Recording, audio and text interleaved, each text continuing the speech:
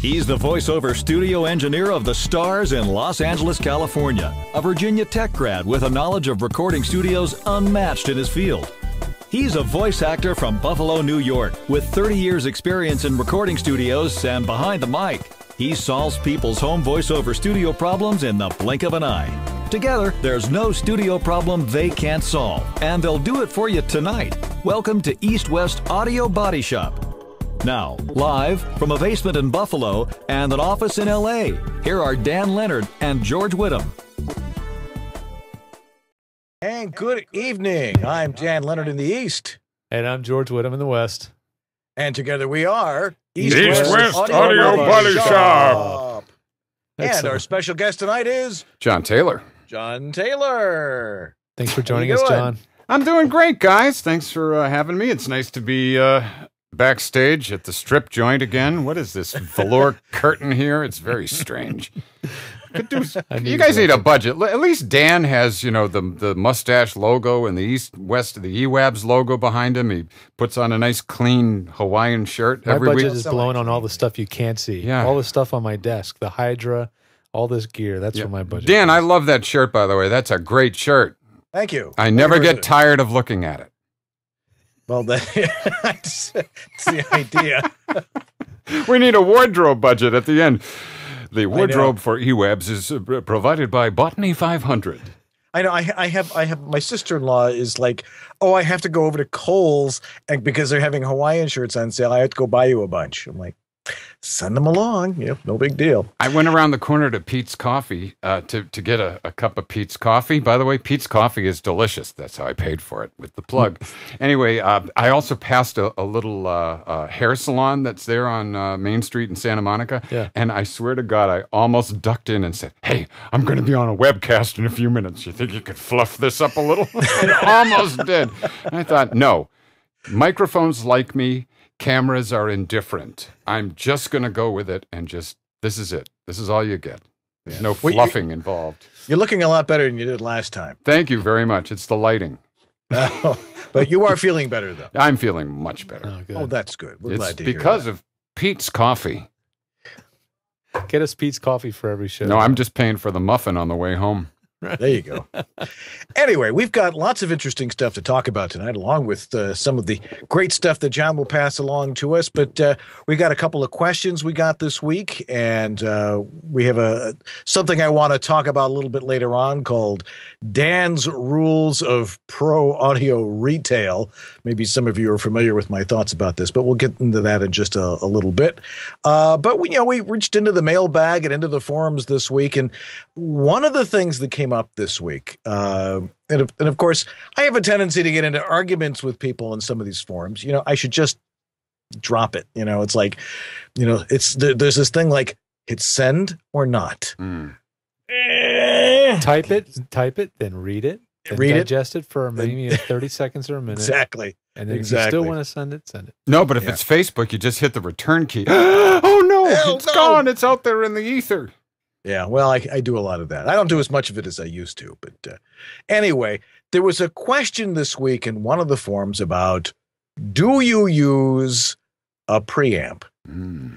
And you know, and people were like, you know, people saying, yes, I do. Like, well, that was really good response. And then, you know, a lot of people were saying, well, yes, you need this one. And you know what a preamp does. A preamp gets it up to recording level. And like, I have my own opinions about preamps. And George, you may, you know, and John, you too, you might even have a different idea about, you know, why you use a preamp.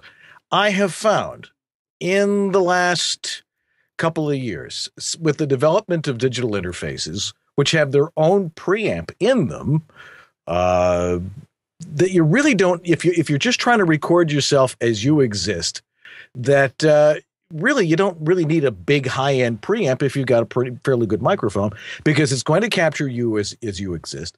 If you have a really killer preamp on there, you're going to be hearing ants crawling around in the backyard.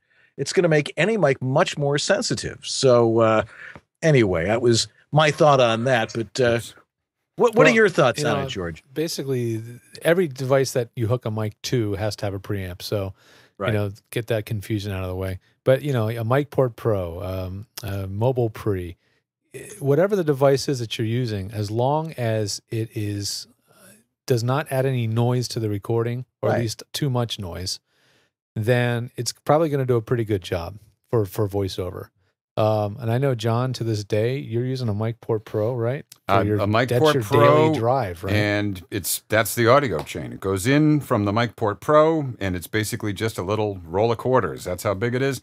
And sometimes for certain clients, if they are not necessarily audio people, I will do some audio processing. Sometimes I'll send a file with an A and a B, where it's the whole file completely unprocessed, and then copied and pasted in with the processing, so they have the choice.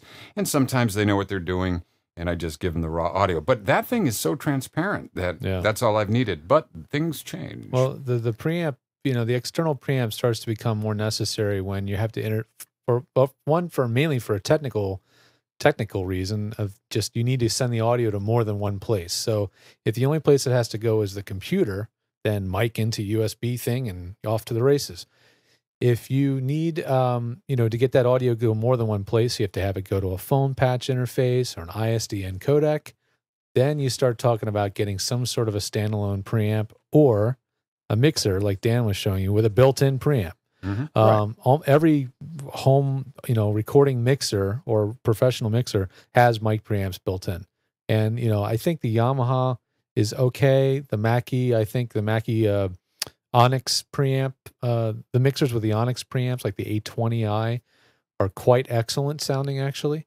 But when it comes to a standalone mic preamp processor, sometimes the word processor is used too, because a lot of them have other gadgets built in, like equalizing and compressor. Right.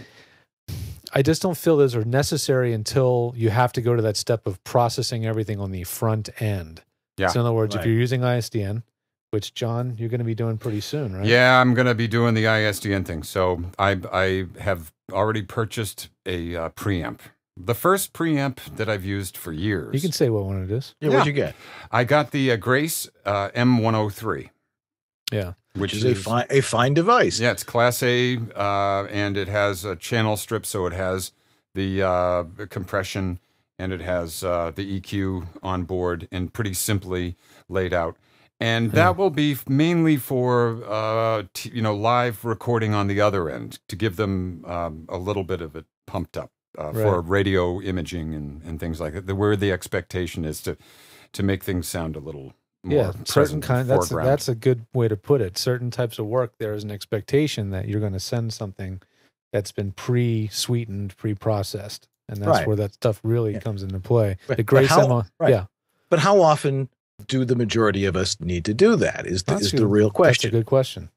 And the fact is most of us are doing mostly dry voice, or if we're doing stuff for someone who's producing a video or something, and they don't know what the hell they're doing, which happens a lot. I just hope none of my clients are watching.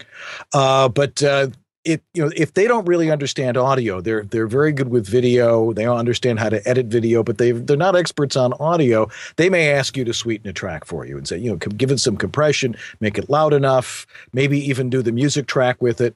Very, very rare, because there aren't a whole lot of people that can actually do it right, especially if you're really new to digital recording. Yeah. And in which case, my philosophy has always been record it raw and do all of your processing in post, because that way it's totally non-destructive. If something goes wrong, it's like, well, that didn't work right, and you just go back and you get it, and you can set it in real time, as opposed to trying to listen to see, I wonder if that sounds right, and then just having something. Or you can undo. Yeah, exactly. Undo. We like undo. Well, yeah, when you're self-engineering, it's extremely difficult to fine-tune all these adjustments while recording yourself. You really have to record, playback, listen. How did that sound? I need a little more of this. And if you don't know what a little more of this you need, you probably don't want to have a fancy preamp processor. You cannot really adjust settings on your own voice while your own voice is resonating through your own skull. It's it's a totally different listening experience. But so I'm excited about the M103. I bought it on the strength of his recommendation. So I'm happy that I didn't have to go through a lot of different research projects. So it's nice to have you to recommend something because it's pretty rock solid when you put your stamp on it. Well, I like the unit because the Grace M101 or 101 is their basic one-channel preamp. They've had it for quite a few years. It's very, very clean, extremely accurate. And this is their first channel strip where you get compression and EQ all in one box. And I got one for Jim Tasker to replace his Avalon tube preamp. And once we swap that thing in, the noise floor in his studio dropped quite a bit. And I got the same sound out of it that he was getting out of the Avalon pretty much. And actually, I think even better. And after that, there was no turning back. I mean, he's been totally happy with it. So I think it passed the Jim Tasker test. So, and that brings up the question: what's better? Right. To some people, it's sounding nice and rich, and the idea is to try and sound as crisp as possible. And sometimes, if you're trying to push your voice too much, if you're trying to, maybe add some color with it, each one of these different preamps will add slightly different color. Of course, now we're talking about things that are more adjustable. Like just for argument's sake, this evening, I decided to change things up a little bit. I've got my Presonus Eureka running right now, and I have a real interesting little setup here. I'm running my 3035, no longer in production, into my mixer back here, which is running into my Eureka, which has EQ on it. It's got compression on it. It's very adjustable. It's got variable impedance on it, which none of you really need to know about, and it's got a tremendous amount of control to it. What do I use it for? For messing around with ribbon mics, and just when I'm just playing around. That's what I bought it for. Ooh. The M103 has a ribbon mic setting. Oh, cool. On it. So that's it. I don't know of any other preamp that has an actual setting for ribbon mics. I may be wrong, but I think there may be one other that I know of. But I think basically what it does. Well, one thing it does is disables the phantom power so automatically. You don't turn it into an electromagnet. Yeah, a lot of phantom power. A lot of ribbon mics will not handle phantom power. And then I think it does change some part of the circuitry. It may increase the gain or something because ribbon mics need more gain. Yeah, they really need a lot of pumping up because they're kind of low output, but they sound nice and rich and they're kind of cool and stuff like that. Sure. But also people were asking about, and there was somebody just mentioned this on the chat room here. Do you need a preamp with a USB mic? And it's like, well, you can buy one. It's just where the hell are you going to plug it in? Right. It's already in the mic. There's nowhere to. You can't use one. Right. That's the shortcoming of a USB mic, unless you get a really good one, like we were talking this afternoon about the Shure USB mic or the one of the few that has both, can do both, is the Yeti Pro. Yeti Pro, yeah. It's got an actual XLR jack and USB. And I think there's one made by SE. The 2200, I think 2200,000 something like that. Yeah, and that will do both. But those are the only two. Now we know the marketplace is going to change, and eventually, I guess the development is going to be getting a USB mic with a much better preamp. Integrate a MicPort Pro or an Epigee One into an actual microphone, and then you really have something. Yeah, then you'll have a little card or something that plugs into the back, or right, exactly. Yeah. They're just going to have a chip that goes right into your vocal cords, and there it is. Exactly. Yeah, but I'm also running. I was saying, I'm running my Eureka, but this Eureka also has this cool little other thing that you can do. It came with a card as like a bonus. It's a mail in the registration, and we'll send you this card. Sweet. It was a SPDIF card. So there's actually a digital SPDIF out on it, and I run that into a. You go on the internet, you can find anything. It will take a SPDIF signal and turn it into a SPDIF optical signal, and I'm running that to optical, into from SPDIF coax to optical, and I'm running that into my Mac that has a SPDIF optical input on it, and that's what we're listening to me on this evening. Is me going through this long chain. So why? because I felt like it. Why not? Why not? I mean, you guys. It's the like same reason a dog licks his groin, because he can. Oh, and please don't lick your groin either of you, because I'm out of. It's like at a certain point, you guys are like uber geeks. So you guys have fun with all of the, it's like, wow, it's got a spit a fin. You're an uber geek. When I don't understand what this stuff means. Yeah, I mean, what is that? That is a TRS to XLR female adapter. Oh, that's how you know you're an uber geek, when you have one of those in your desk. Yeah, no, it's when you have all this stuff. The whole box. You have a whole box of adapters. The official Dan Leonard box of adapters. Yes. We'll be selling those on eBay this week. But the whole idea, you guys, of this show is to make things simple and clean and easy to understand. And now you've just put Spitif all over my TRS. Here, just wipe that off. Who knows what Spitif stands for? Anybody? I know what TRS is. Tip ring sleeve. Oh, that's pretty good. Very good. You got your geek badge. I do. That. Okay. It stands for Sony Philips Digital Interface. Really? Mm-hmm. Wow. It's a consumer format. And in the professional world, they use what's called AES EBU. And tell me what that stands for. AES, the Audio Engineers Society, and EBU is the European Broadcasting Union. And they came up with a standard that uses a 3-pin XLR connector for digital audio. Can you hand me that ESE, boo? Sure, if you trade you 2 Spitifs for it. All right. Well, it's time to stop some of the uber geekness here. I think George and I are probably 2 of the least geeky guys we know. I mean, that's the thing you do. You actually translate it to regular human beings like the rest of us. But if you 2 get off in your geek world, the geek tangent. Don't make me pull this show over. I will. Don't make me come back there. Anyway, we've got more to talk about in our next segment. A little bit about what you do when you walk into a retail store, if you should ever do that, and we'll talk a little bit more with John. And we've got bad audio of the week coming up a little bit later on. So stay right where you are. We'll be right back.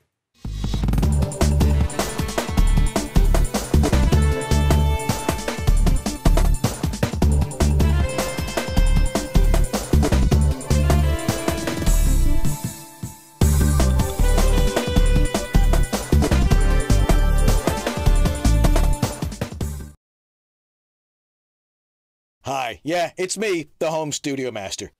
There's no question that if you're new to having a home studio, it seems like an overwhelming amount of stuff to learn. Where do you put your studio? How do you set it up? And even more challenging, how do you use it? Well, here's a good place to start. Starting November 3rd, join me for a series of 3 fun webinars: Home Studio Basics 101, 102, and 103. Home Studio 101 on Thursday, November 3rd, we'll talk about bare bones basics, what you really need. In Home Studio 102 on Thursday, November 17th, we'll talk about how acoustics is everything. Almost. And with Home Studio 103 on Thursday, December 1st, we'll talk about basic recording and editing. Each webinar is just $29.95, but you can join the entire series, which includes recordings, for just $79.85, which will save you $10. During these webinars, we'll dispel common myths. Talk about how 90% of your home studio sound has to do with acoustics. Learn what's really happening when you record audio on your computer and the factors that can cause problems. That's Home Studio Basics 101, 102, and 103. Live Wednesday, November 3rd and 17th, and Wednesday, December 1st, all at 9 p.m. Eastern, 6 p.m. Pacific. To register, go to contra.cc/Home Studio Basics webinars, or go to voiceoverextra.com.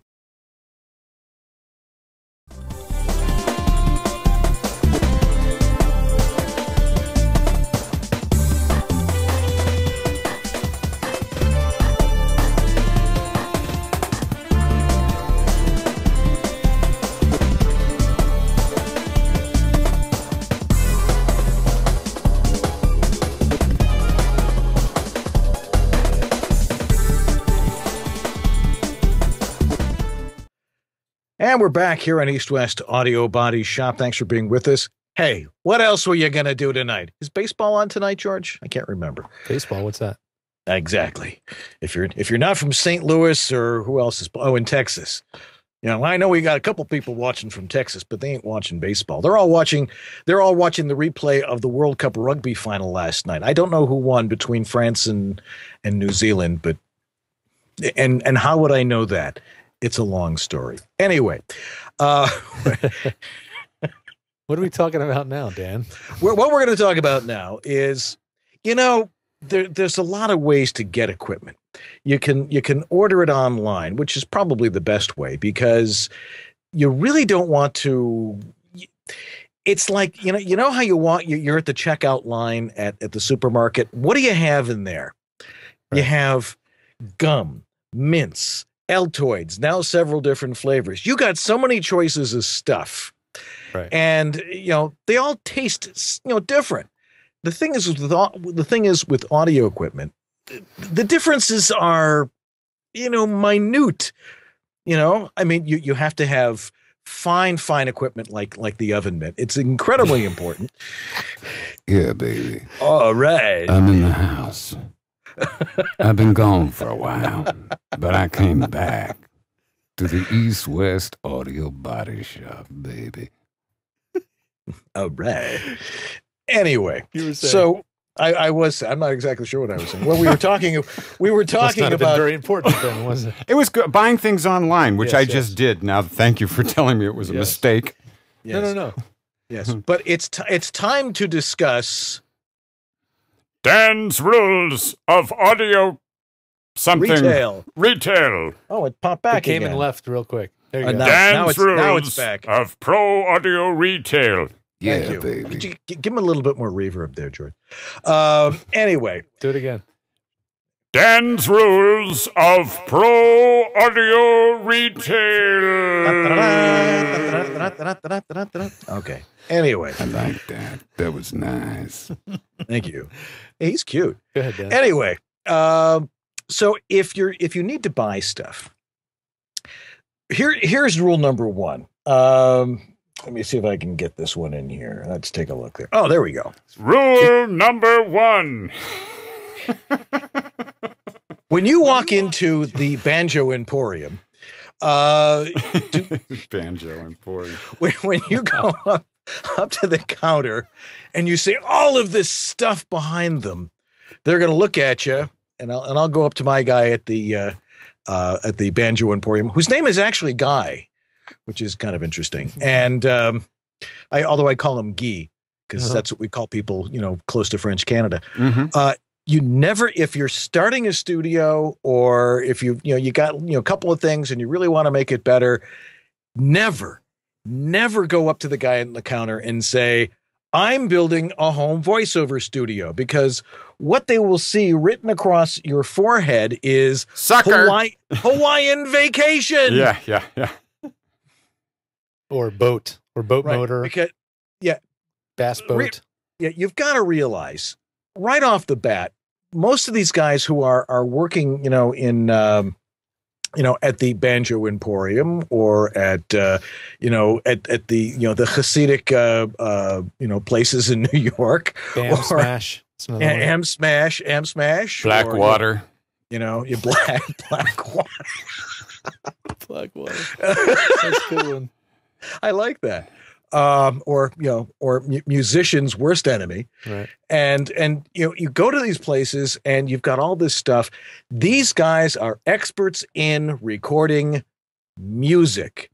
Home studio audio is a completely different animal. Oh, yeah. Yes, baby. It's it a is. different animal altogether. That's right. Everybody together. It's a different animal Altogether. Every room is different. Every voice is different, and you don't have an engineer sitting in your studio. Well, I got to adjust the mic, and all right. Could you guys say that a little bit louder? I get a better level on. I do. I have one in my studio. I don't know about you and your little my hovel here. Hovel there. Where'd that velour curtain come from? I feel like I'm backstage at a strip joint. Do we get bottle service? You had to pay the cover, though. Right. Anyway, where were we? Now you're distracting me, John. I got to take this oven mitt off my hand. Do you realize how disgusting this thing is? This thing is soaked with bacon grease and salmonella. It's like, I don't know what your wife was cutting up listeria-soaked lemons or melons or whatever, but this thing is gross. Moving on. Can I have some Purell? Actually, yes. Please. Have some right here. I mean, no offense, but you might want to buy I never used this crap, but it was free. It was a piece of promo stuff. my From one of those said stores that you shouldn't go into to buy stuff. No offense, but there was some sort of Funk on that oven mitt that I just took from your Dan's kitchen. making a very good point. Yeah, he is. They see somebody coming and they say, "Oh wow, I'm going to hit my bonus month for this month." Let me be the Libra here. The balancing of the scales, and say that being on that side, the pro audio retail is horrible. Yeah, I mean, it's like it's a really horrible way to make a living.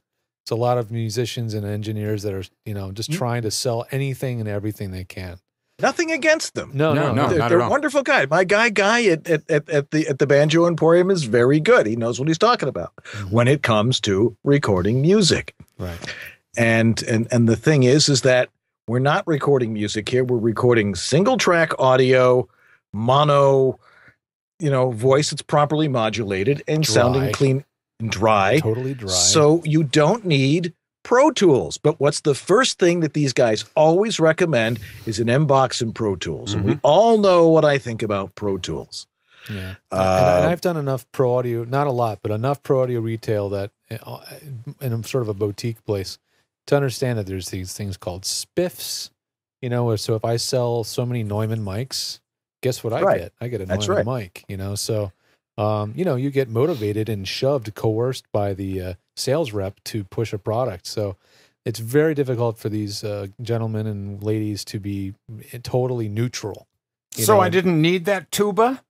the he told me I needed a tuba. USB tuba. it's our latest USB tuba.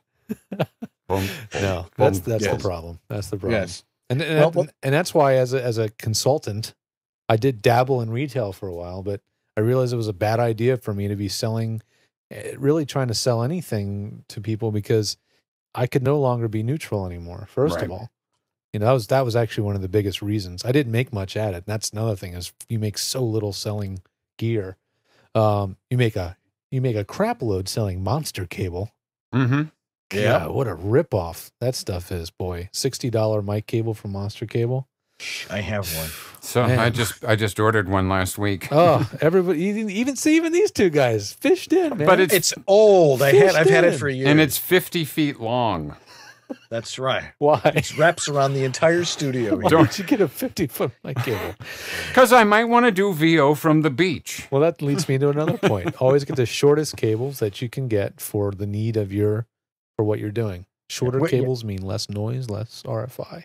We've been discovering the last couple of weeks, people having all sorts of buzzing noises. It's always the cable. Mm-hmm. Most it's often, like not thinking about it. Why? Oh, it's that cable. That's what's going on. And it can be USB too. If you have a USB interface or USB mic, the USB cable is often not shielded. Not shielded, or just there's a bad connector in there. Right. Those cables are super cheap, That's right. And that brings us to point number 2. Point number 2. Know what you want before you walk in there. Mm-hmm. And there's a couple of ways to do that. One is do your homework. Do as the contractors say, do your due diligence. Mm-hmm. Make sure you understand what it is you need. What you need to do is you need to talk to George or I because we know. That helps. That certainly helps. We're not the only two out there on the planet doing we're this. We're not the only ones. But yeah, we will steer you in the right direction. We will say we can give you some general guidelines of what you want. We've discovered there are certain items that just work, and we've talked about them all the time. We talked about the MicPort Pro that works most of the time, and we've talked about the Epigee products and things that are simple. You plug them in, and they work most of the time. Yeah. And if they don't, that's when you call the two of us. So because we know what to do. Unless it's defective. But another thing is realizing it's defective. I have people who'll buy something and then they'll have it for 2 or 3 months, And then by the time they get around to talking to one of us or something, that thing turns out to have been defective and they're stuck with it. If you see smoke coming out of it, And I have. fire, that would be a tip-off. It might be malfunctioning. Also, too, you recommended the M103. I went to your website and was reminded that you have some sort of a reciprocal arrangement with BSW. I do. I yeah. have these packages. Yeah, that you do with Broadcast that Supply they set up Worldwide. with me, So yeah. I actually bought it from BSW because I know you have a relationship and I could put in, George is a buddy. I wasn't looking for a discount, but I just thought it might make you look better. Oh, I appreciate it. Yeah, I mean, what the hell. I They had a great price. packages- The prices are almost all the same. It just depends on who you want to buy it from. And it was a Friday, and I couldn't buy it from a certain site because of religious reasons. Sure, They're not sure. open on a Friday. They have very selective hours Yeah, based on on the their high religious- holidays. yeah. Saturday. It's actually Saturday. Oh, tonight. Saturday. Yeah. Yeah, they close up Friday night, sundown, and Yeah. you're not getting it back there till Sunday morning. But they are very, very good. They And know so their is- stuff. And so is BSW. Mhm, Yeah. mhm. Yes, and now's the time that we can throw in an ad for somebody else, and we can just skip it later on in the show. Yeah. Well, let's tie it in. That's right, because we were talking about this. Since you have all these choices, why not go with somebody who's made a lot of smart choices for you already and has presented all the great stuff that you could possibly need if you're just starting out in voiceover, or if you need something a little extra special. You can go over to voiceoveressentials.com. Our good friend Harlan Hogan, H squared as we all refer to him as, and he's got everything you could possibly need, and if they don't have it, you probably don't need it. He's got the MicPort Pros, he's got the MicMate Pro, he's got the Portabooth Pro 2 coming out very shortly. I think it's called the Portabooth Plus or something. Portabooth Pro plus 2, Yeah. 5, 7, whatever. 2.0. And 2.0, that's what it is. And he'll only improve on that. He's got the rack to hold it in. He's got Nice rack. and it's a really nice rack. Look at that rack. Then there's, he's got the VO1A, which we've been recommending to people. If you haven't used a studio condenser mic before, it's a great mic not only to start off with, but it's a really good voiceover mic. It's also really designed for it. Gets things like, see this thing right here? This is a wireless remote control switch. Cool. Yeah. And I have one of these too. If Yep. you want to rig up an on the air light, Mhm. Which and you want a simple way to control it, I just got a switch here. yeah, this is the way to do it. These are like $25.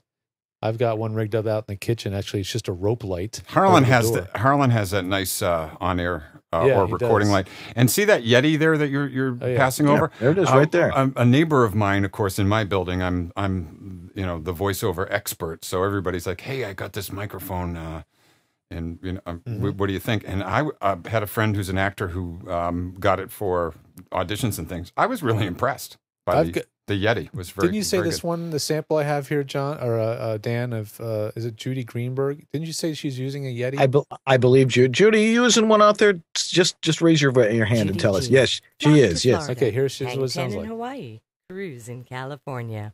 Whichever sensational trip you take, you'll get discounts of up to 25% off Alamo's great rates, so you can have a cool time in a hot place. Ask your telephone representative for details. That's $120-something mic. Yeah. Yeah. It's pretty It's amazing. a little sensitive to plosives. It is. And It so is. You gotta use pop it right. screen. Mhm. But I was really impressed. Yeah, then there's the Mighty Bright Ultraflex Duet Super LED Music Stand Light, the world's longest name for an LED light. Wow. That thing is Yep. pretty dang spectacular. I've used those in a lot of studios. They're Pretty great. And you can use it as a flashlight if you're out camping too. It's pretty good. Yeah. So if you really need the stuff and you don't want to spend a whole lot and you want to find the thing you need, go over to voiceoveressentials.com and let our friend Harlan Hogan take care of you over there. Thanks so much, Harlan. Thanks for Absolutely. helping support our show. All right. Well, we're going to have a more in-depth conversation with our good buddy John Taylor sitting over there in front of the stripper curtain. I keep hearing freight train in the background now. And Freight train or night train? Night Night train. train. I think that's Night what it train, was. that's just another, Brain fart. I think he was drinking Night Train. maybe that's what it was. No, I've been drinking these Band-Aids that Judy sent me, actually, the mustache Band-Aids. Awesome. Anyway. Drinking that. I'm getting old. What can I say? But I did get over the shingles. Anyway, we'll be right back and talk with John right after this important message. You stay right here.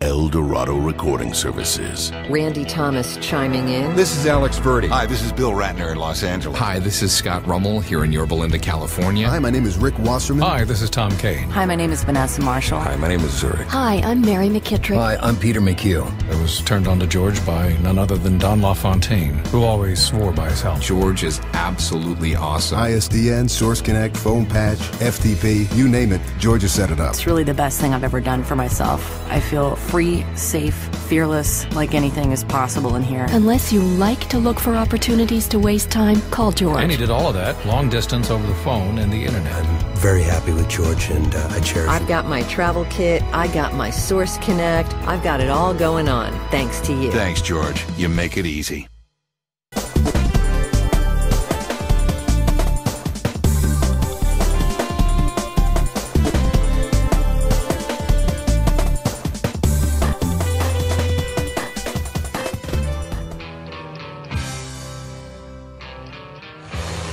This summer, Dollywood unleashes Barnstormer. TV Land's first original game show is What's in the Box? What better place to start than with kids? They're the future. But go clean your room. Have fun saving the world. Mixed nuts. There are 8 swimsuit models and a bag arriving in Las Vegas. One of them is going to be selected for the Sports Illustrated swimsuit issue. Mr. Dan, guess what? What is it now, dog boy? Did your Harry Reid finally man up? I am, too, a man. Pee-wee Herman. How's it going? Back on stage with the whole Playhouse gang. You'll love it so much, you'll want to marry it. Start with power. Mix in some flashing lights, a dash of technology, a sprinkle of economy, and available 268 horsepower. Hello, Mr. Trucker. And goodbye, Mr. Trucker. Passing power. You'll get it in the reinvented 2012 Camry. Introducing the reinvented 2012 Toyota Camry. But beyond the old saloons, deep in the endless canyons, the town's mines held a valuable secret. To an eye-popping encounter with Yogi Bear in 4D. I was working at my bank late one night when before my eyes this financial sight. This election, there's one thing all sides agree on. We can't afford more hurt. It's known only to legend. SpongeBob's Legends of Bikini Bottom makes a great gift with never-before-seen adventures, only on DVD November 16th.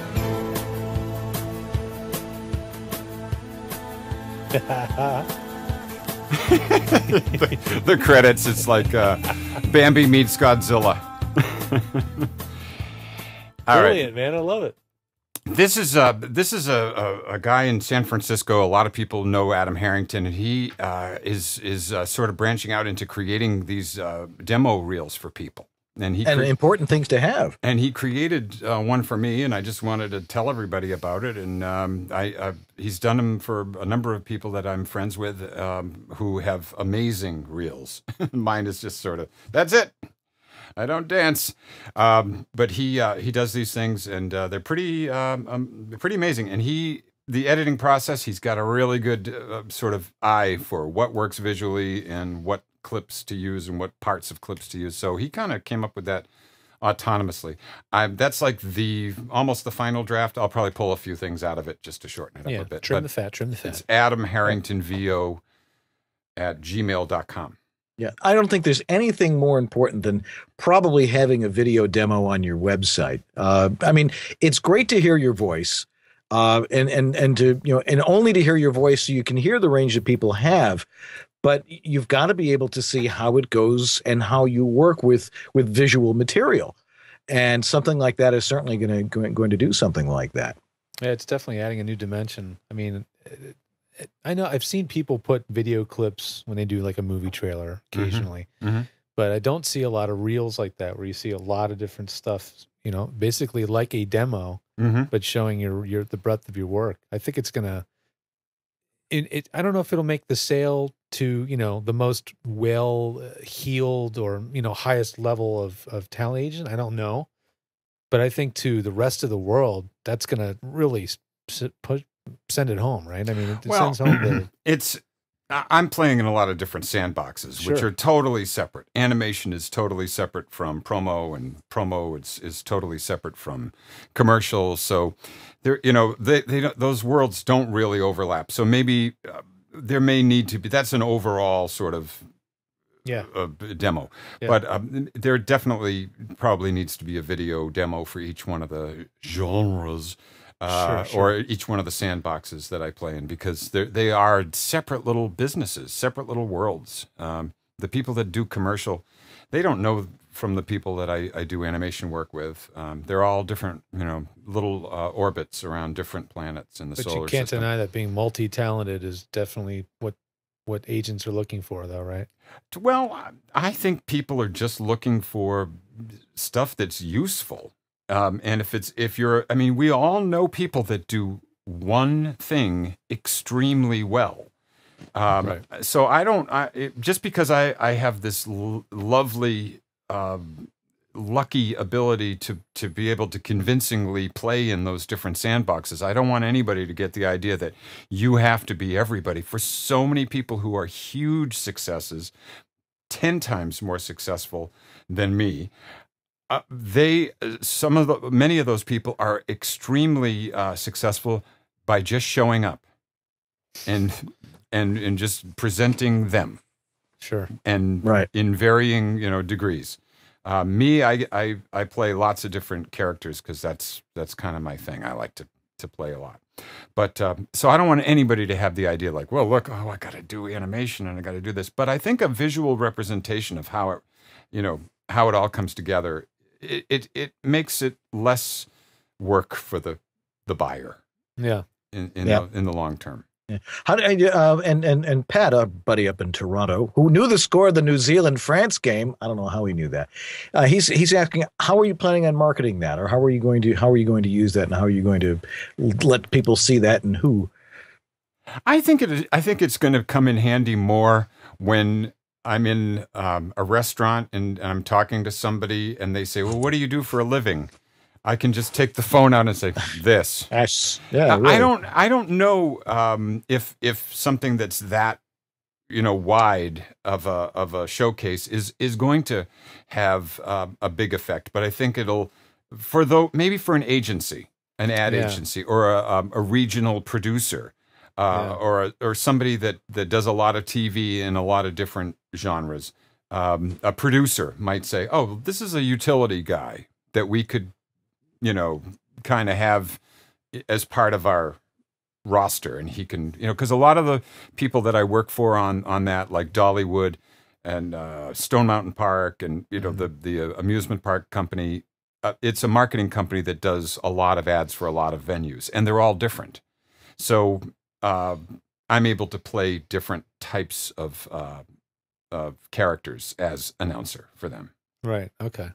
So I don't know if it's, but look, Dave Fennoy has a stupendous video game reel. It's all video game stuff. Now Dave does all sorts of commercial stuff, all sorts of promo stuff, but that's a separate entity. So I might make an overview one and maybe one specialized for each thing. Look at the way we have our demos. Nobody has demos that have everything on it. Radio imaging. If they do, we say you're an idiot. Don't do that. Right. So I'm an idiot. Well, so it's not your only demo. No, it's not my only. It is a new facet to your. Yeah, that one's like a collage. Yeah, it's of a lot of different things, and I honestly don't know what the value is, but I think it's. There's fun. no denying that it communicates something on a higher level than just hearing the audio. I mean, because it's everybody else's work. Yeah. I mean, Right. you know, Mark Fiore's beautiful drawings and the great CGI effects of all of these production houses and Toyota renting Daytona Motor Speedway was not something that was inexpensive that day. I'm sure, you know what I mean? The voiceover cost a lot less. So when you see all of that stuff on the screen, even a political thing, you know, they spend a lot of time getting the sinister images of the political campaign or candidate that they want to demonize. You know, there's so many layers of artistry and or you know, manipulation that are going into creating the advertising, and we're the frosting on the cake. So and you can't deny the you know, the whole viral marketing thing. Mm-hmm. You never know which one of the clips that are in there, you know, which one of those clients or whatever will grab onto that and start showing it around, showing it off. Yeah. Saying, check this out. You never know. And you never know what you do in the world is going to get the most play. If you put yourself out there in the YouTube world, you know, that stupid where I make a commercial in 6 minutes on my YouTube channel. I mean, how many views does that have? Oh, 8,000. Yeah. I mean, you know, and that's not viral. That's more like just sort of a small infection. But but it's enough that people have reached out and asked for help or said, you know, would you listen to my demo, or what am I doing wrong, or a company hiring you and me to do a one-day seminar on that software for Univision. So That's where we've it came gotten from, yeah. So, you know, you just throw your stuff out there and just sort of live out loud and just try and be good. And, you know, try and show up. Yeah. And Somebody had a question here. And how do you get most of your work? Do you book most of your work through agents, or do you do your own marketing, or what? I sleep with people. Okay, good. It's the casting couch. That's why I work so infrequently. How do I get? No, I audition. Yeah, I audition, and I have pipelines of auditions that come my way, and then when you show up and you give everything you've got, and hopefully you are useful, you'll find that people will call you again, and that is that's really great, because the phone, after a certain amount of years in the business, or decades in the business is the case here, the phone will ring if you are showing up and really being helpful and useful, and they'll say, "Oh, could you please try doing it this way? We're, you know, gonna give, you know, do this thing. Could you do it in the old newsreel announcer type voice, or could you? I don't know." And so people will say, "Yeah, I'll give it a try," or I'll lie and say, "Of course, I do an excellent newsreel announcer.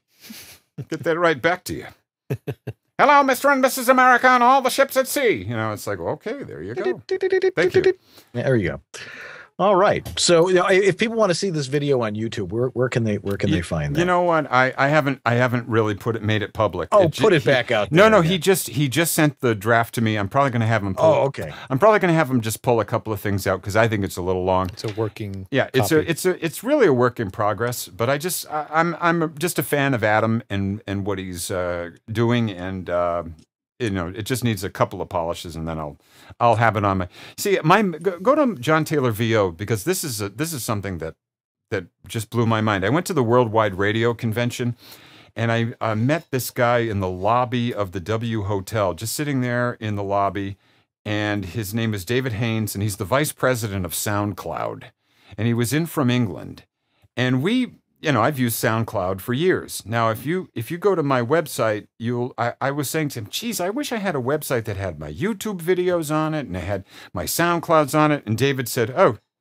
you want to go to flavors.me? And he showed me on his laptop in the lobby. If you can you pull that up so that they can see it it right here, right? So yeah, this is called not really a website. It's a landing site. Is there any way you can make it full screen so that everybody could see it? Let me see if I can. Yeah, it's a landing site. I'll figure out a way, John. Keep talking. So what it is it's not really a website. It's just a place where you have all of your places that you live online sort of aggregated in one place. It's like a business card. No, it's more like the Huffington Post. you know what I mean? Because if you go to johntaylorvo.com, the first thing that comes up is video demos and and it has a whole bunch of squares, and they're basically my YouTube favorites. And so, and then if you click down to audio demos, the next thing is a whole bunch of demos in a row, my SoundCloud demos. And then if you click on JT on LinkedIn, it is my LinkedIn profile page that lists my bio. And then if you go to JT on Facebook, what I have on Facebook is basically my pictures of people that I know and friends. And then it's John Taylor's, my Twitter stream. And there's my Twitters, my tweetings, and it's sort of like your channel. Yeah, it is. The internet. It's called a landing site. And that next is get in touch. And there is a contact form. And then there's a couple of links to things that I want to just send you to.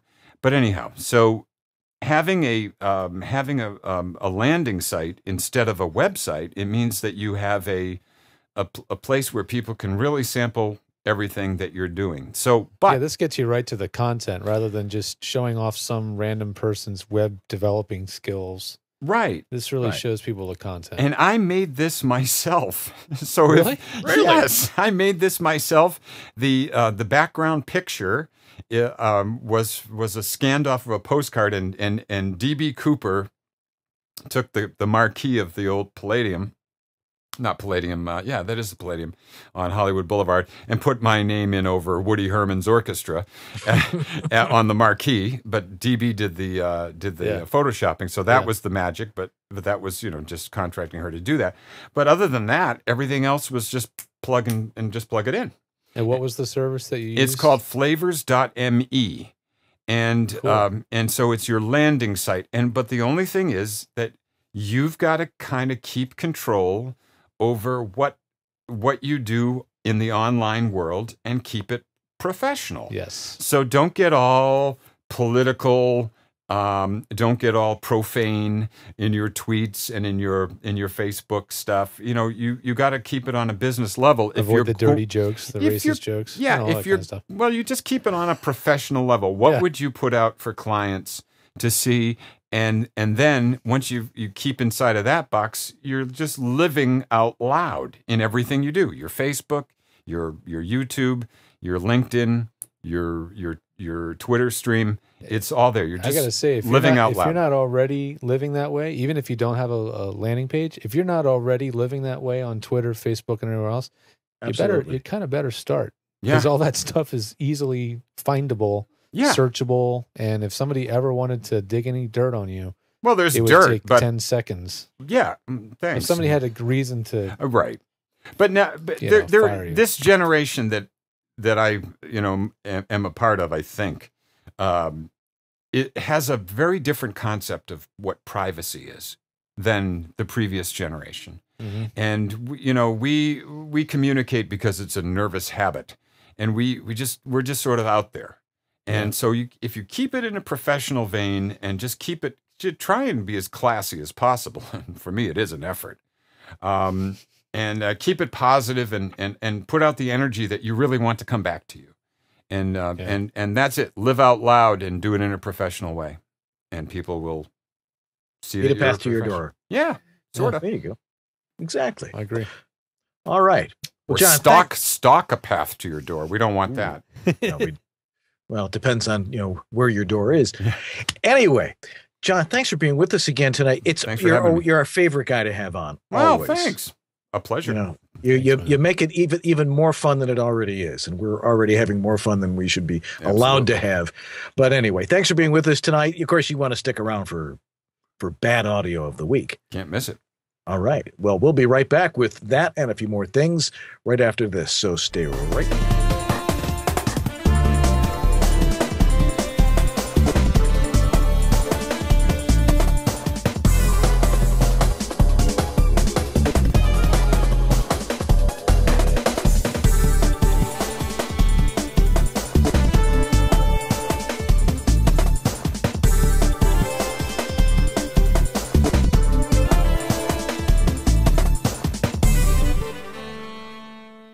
VoiceOver Extra, the voiceover industry's online news, education, and resource center 24/7. Hundreds, probably thousands of free how-to articles for voiceover success, ranging from home studio to voice acting to business. A free voiceover industry directory, calendar of industry events, resource links, a store, and much more. Bi-monthly webinars on all topics of voiceover, free subscriptions to newsletters, reports, announcements, daily news, and features at voiceoverextra.com.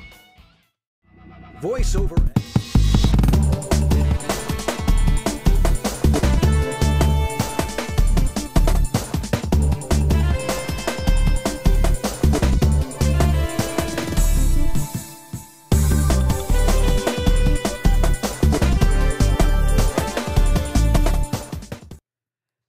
And we're back here on East West Audio Body Shop. John Taylor with us, and we're going to get into bad audio of the week here. Now, we've been asking you guys if you find some stuff to send it to us. Now, we got one this week that was, you know, and he who sent it to us knows what it was about. It was, we want bad audio of the week, not stupid audio of the week. Yeah, nothing wrong with laughing once in a while, but that's true. We're trying to keep focused here, everybody. On technical issues. That one you could hear clear as a bell. Yeah. But no, we're not going to play it for you because we don't want to get sued too badly. But we're looking for examples of poor audio, buzzing, and people not recording right, or over-modulating, or bad room acoustics, so you can hear what it is. Because I think a big problem that people are having is they're saying, what's wrong with my audio? Someone says there's a problem with it. And if you can't hear it, you've got to recognize what it is that you've got to listen to and realize when something's not right. And that's what we're trying to show with bad audio of the week. Exactly. Anyway. What do you have for us this week? I've got two different ones. I've been kind of going back and forth as to which one I actually want to use. Play them both. Okay, let's start with the first one here. Let's get our little intro here. Is this thing on? And now it's time for another exciting episode of Bad Audio of the Week.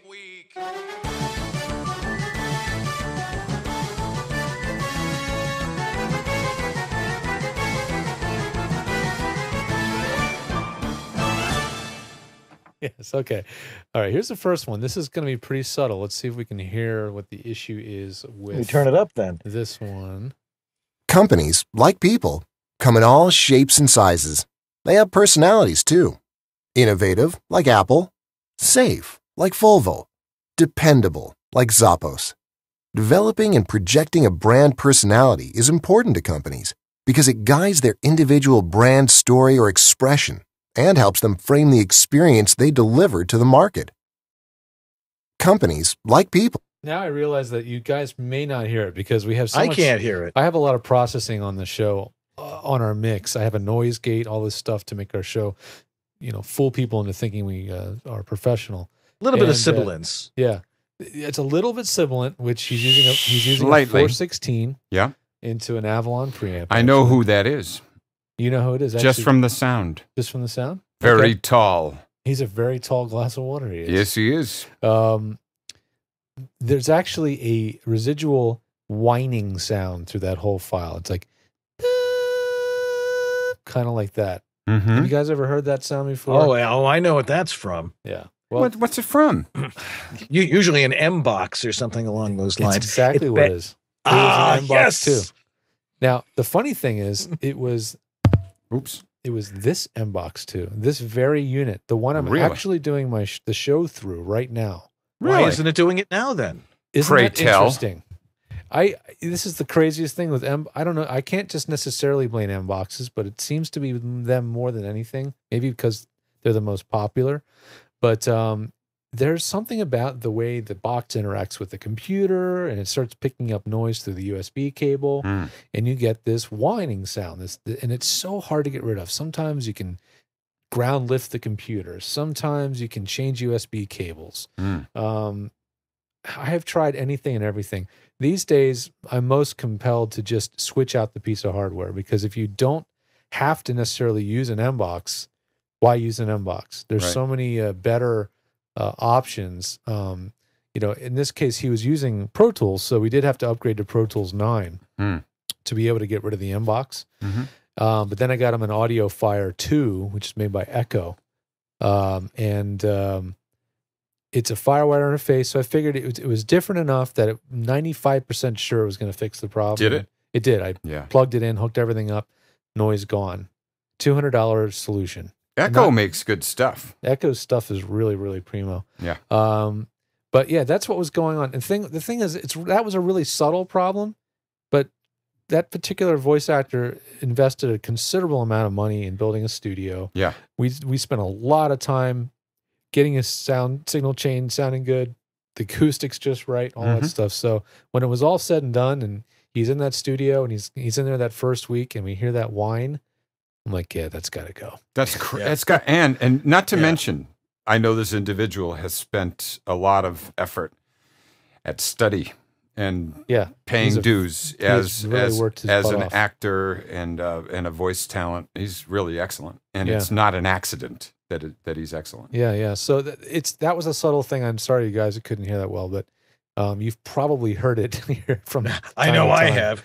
But watch out for those subtle whines. Play it. Can you play a little more of it? Just see if I can pull. Now that I'm here, let me turn up the volume on my end here so I can listen. Now that we're listening for it, I'm going to cut the mics so it's only that sound. Okay. And then now I'm listening for it. Okay, here we go. Companies, like people, come in all shapes and sizes. They have personalities too. Innovative, like Apple. Safe, like Volvo. Dependable, like Zappos. Developing and projecting a brand personality is important to companies because it guides their individual brand story or expression and helps them frame the experience they deliver to the market. Maybe I could hear it. That sort of a it's almost exactly 1 kilohertz.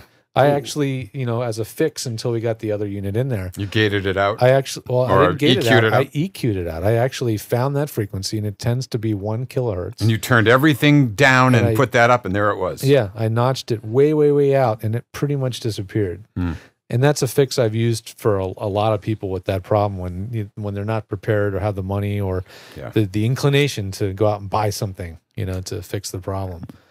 It's so frustrating when you've done all of the steps right. The acoustic treatment of the room, the professional equipment, the training, the acting, the mic technique, all of the things, and oh no, there's something. It is very frustrating. I mean, I was working with another client too, where we tried everything. I think this is what we started with and she had Neumann TLM 49. An Apogee Duet. And even when we had all those things in the chain, we still had this relatively noisy recording. Listen to this. She dials the number. The tone beeps. She tries to imagine the State Department. It's sibilant. She sees official buildings, but they could be anywhere, at any city, at any time since the mid-19th century. She sees her young self and her friends demonstrating in front of such buildings in the 1960s. In those dark years, the people in the building had been the enemy. Now, does that sound like a super top-of-the-line Neumann microphone? Sounds boxy. Well, no, it doesn't, not at all. The acoustics were not so hot to begin with also. But, we spent a long time trying to improve that sound, and we added a power conditioner to her setup. We tried an Apogee 1 instead of the Duet because she wanted to get one anyway for portable use. And it was really difficult to nail down exactly where the problem was coming from. And to this day, I still feel like the background noise or the noise floor of the recording is still higher than it necessarily could be, So, you know what? Don't give up. Don't overlook the actual manufacturer of your equipment and send them in a sample if you're not understanding what's wrong.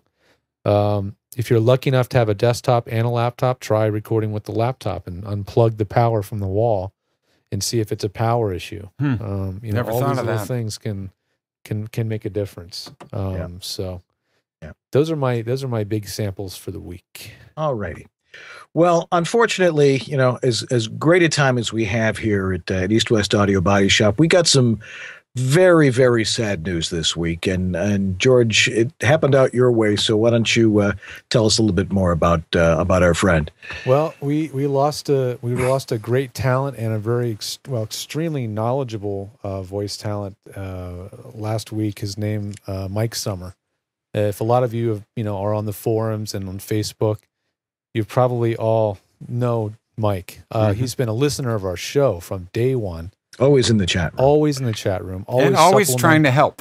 Always trying to help. Always supplementing the conversation. He's been on every forum, answering questions, providing tremendous amounts of information. Some argue more than necessary at times. Yeah. But I was always there to, if possible, summarize. Yeah. Because he was just incredibly knowledgeable. So but beyond that, just incredibly helpful. And nice. And just nice. And I used to teach with Mike at he and I would do a mic preamp and microphone clinic at the Don LaFontaine Voiceover Lab, which he actually gave me a little insight on acoustic design for. But I do credit Mike for, through his posts and his sharing, basically helping to educate me on how to better treat rooms for acoustics. Because that, of all the things he did know, the acoustics was the thing that I felt like I was the least knowledgeable in. So whenever he posted information about that stuff, I soaked it up like a sponge. He did a great job on Mark Cashman's place. Oh, Mark Cashman's home studio. Oh, yeah, he did. Show place. Yeah. And he was so proud of that. And he busted his butt on He that. did. And it's just, and we're all jealous of Cashman's beautiful snow. We love it. My last memory of Mike was after one of the voiceover anonymous meetings, actually the last one from last month. There was a young person who was a fledgling voiceover cadet who was feeling a little frustrated and a little downhearted, and we were sort of given the kid in his 20s the pep talk. And I said, you know what? This pep talk would be more effective if we had some Ben and Jerry's. So Mike and I took this guy over to Ben and Jerry's, and we spent about an hour just trying to build the guy's confidence up and give him options for trying different ways to market and who's a good, coach. And so my last memories of Mike were of him being genuinely concerned for other people and helpful and lifting people up. That's what he was about. That's how I will remember him. And so he'll be missed. Very much, terribly. Very much so. I'm sad we didn't get him on our show before he left. Yeah, we were about to have him on. We've always been talking about acoustics, and we're like, well, when you talk about acoustics, Mike Summers the guy, and we are going to miss him. Anyway, sorry to end on a sad note this week, but we will be back next week at 9 on the Eastern Coast and 6 out your way, George. And we'll have another great guest, hardly as good as you, Jim. Oh, get out of here. He'll be whoever it is. It'll be fabulous. No, I think we got Larry Davis. Oh my God, Larry Davis! I love Larry. I think he's coming. He is amazing. He was sick before, he couldn't make it, so I think he's coming. Larry Davis is the most amazing talent, just amazing and nice guy. Wait till you play one of his little teaser reels. Unbelievable, and the nicest awesome guy, and engaged to an incredibly beautiful, talented and voice actress. Voice actress Elizabeth. Love them both. I'm going to see him Tuesday. Oh, cool. So yeah, great. What a show Excellent. it's going to be. Larry Davis. All right. Wow. All right. Well, in that case, we will see you next week. Make sure you join us, and we'll have yourself a great week. Get lots of work, and we'll see you next Sunday night. Have a great week, everybody. Take care, everybody. Good night.